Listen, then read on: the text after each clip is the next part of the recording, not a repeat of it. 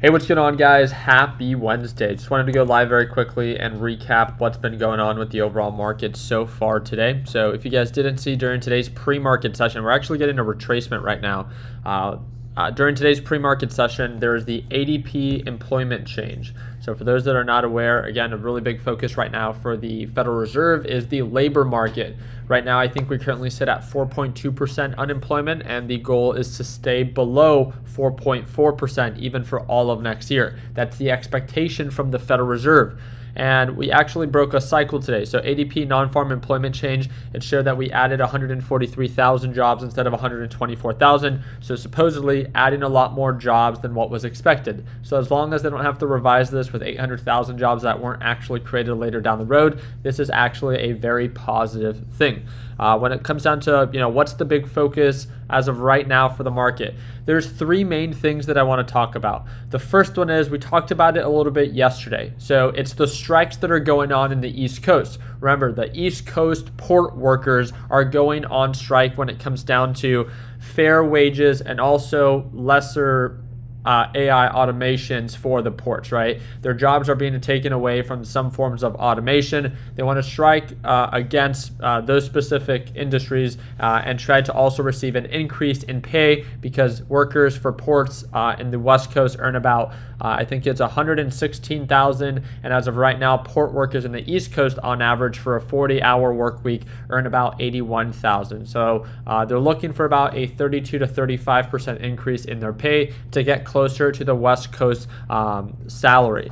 The second thing that I quickly want to talk about is what is going on in the Middle East, right? So the prospect of widening conflict in the Middle East sent stocks lower. That's a really big concern, because if war does break out where the U.S. has to get involved, remember, that presents fear in the market. So normally, fear being injected into the market. This is why we talked about the VIX index, VIX. Anytime that you see that thing skyrocket, you will naturally see markets begin to drop, because fear is being injected, volatility is being injected into the market. And when that is being injected, markets drop. When VIX index begins to actually drop itself, then markets begin to rise, because then that means that there's less fear. So again, a really big focus is what is going on in the Middle East. And it also sent stocks lower and oil prices higher. So if you're ever asking the question, instead of shorting the market, right, because I know a lot of you guys don't like to short the market, well, what could then skyrocket?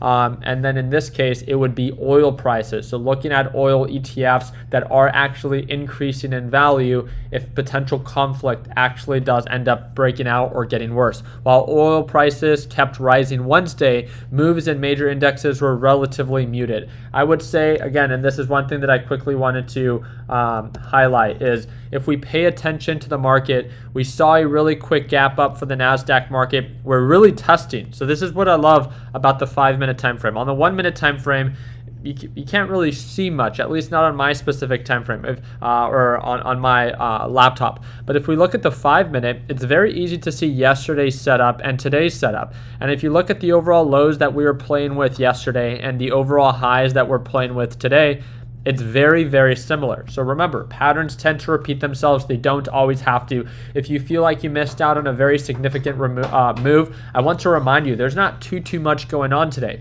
There was a nice little recovery, but we just recovered back to the same highs that we were at yesterday. And it looks like, as of right now, we're not seeing really much progress on the upside.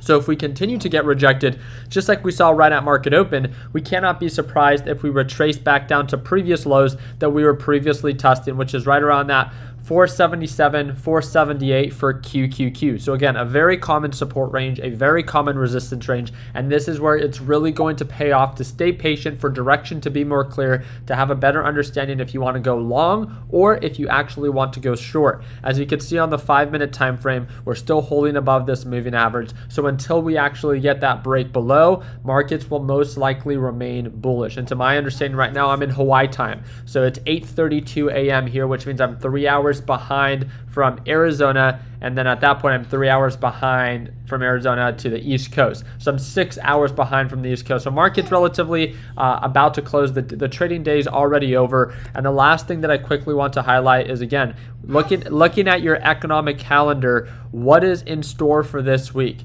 if I'm not mistaken, tomorrow, Thursday, October 3rd. Let me double check. Yeah, we have initial claims and continuing claims, but then on Friday, we should have the unemployment rate. And check this out. The expectation is 4.2%. Our previous reporting is 4.2%. We'll see if what is actually reported on Friday, which should be very influential to overall markets, if it actually comes in higher or lower than 4.2%. So again, that's going to be the big focus for this Friday. I'll make sure that I keep you guys posted, especially if I learn anything more about what's going on in the Middle East. But again, I just wanted you to understand those three different variables. The first one is the port strikes. The second one is what's going on in the Middle East with the attacks. And the third thing is the lack of progress with market direction. Remember, depending on how overall markets move will also influence how your individual stock moves. So although you might not be trading NASDAQ or S&P 500, those moves are influential to, again, a lot of other major markets and smaller indexes as well. So I'll make sure I keep you posted. I hope that under your thumbs up. And if you want to tune on into our live trading session tomorrow, again,